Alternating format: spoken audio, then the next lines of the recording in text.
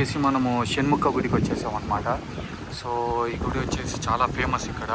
అరుముఖం అని అంటారు, కొంతమంది షణ్ముఖ గుడి అంటారు. సో ఈ గుడి లోపలికి మనం వెళ్ళి దర్శనం అయితే చేసుకొని వస్తాము. సో ఒకటి ఏంటంటే ఈ గుడిలో చాలా స్టెప్స్ ఉంటాయి. సో స్టెప్స్ ఉన్నాయి కాబట్టి సీనియర్ సిటిజన్స్ కానీ ఎవరన్నా కాళ్ళ నొప్పులు కానీ వాళ్ళు ఉన్న వాళ్ళు కొంచెం చూసుకొని గుడిని అయితే దర్శించండి. ఇది వచ్చేసి గణపతి గుడి, లోపల పూజ అయితే జరుగుతుంది, అందుకని మూసేసింది.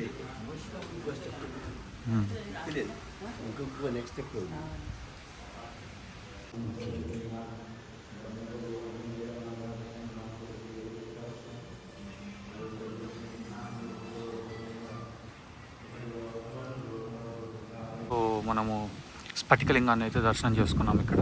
సో అయిపోయిన తర్వాత మళ్ళీ ఇంకా మెట్లు ఎక్కడం అయితే స్టార్ట్ చేసామన్నమాట. సో ఇంత పెద్ద స్ఫటికలింగం నా లైఫ్లో నేనైతే ఎప్పుడూ చూడలేదు. మొత్తము పానుగొట్టంతో సహా మొత్తం స్ఫటికలింగం అనమాట శివుడిది. చాలా అంటే చాలా బాగుంది. గుడి ఎంత ప్రశాంతంగా ఉందంటే అంత ప్రశాంతంగా ఉంది. సో నెక్స్ట్ వచ్చేసి మనము షణ్ముఖ స్వామి దగ్గరికి అయితే వెళ్ళిపోదాం. సో ఈ స్టెప్స్ అన్నీ ఇలా క్లైమ్ చేస్తే పైన ఉంటుంది. చూసారు అంత పెద్ద శివలింగము, మళ్ళీ డమరుకు ముందు. సో అది మెయిన్ షణ్ముఖ స్వామి అనమాట. సో మనం పైకి వెళ్ళి దర్శనం అయితే చేసేసుకుందాం.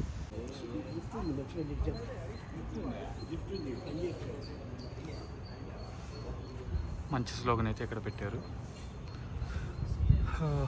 మనం ఇప్పుడు చూస్తుంది అయితే టెంపుల్ అనమాట, మెయిన్ టెంపుల్. సో ఇది ధ్వజస్తంభం. సో లోపలికి వెళ్ళి స్వామివారిని అయితే దర్శనం చేసేస్తున్నాం.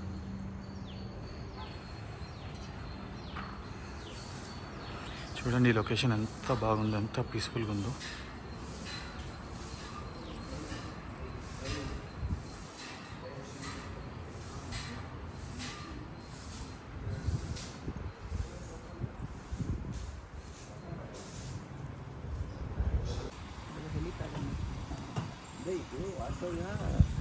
కార్లో వచ్చే రూట్ పెట్టాడు, రన్నింగ్ లేదు. కార్లో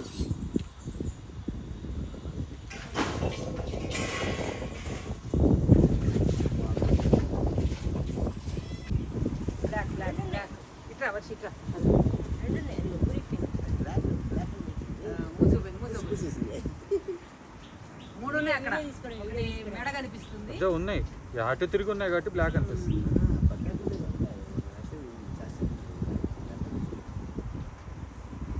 దగ్గరికి అయితే వచ్చేసాం అనమాట. లోపలికి వెళ్తే దర్శనం అనేది 10:30 తర్వాత నుంచి అయితే చేసుకోవచ్చు అని చెప్పారు. సో మనకైతే టైం లేదనమాట. బయట నుంచి దేవుడికి దండం పెట్టుకున్నాము.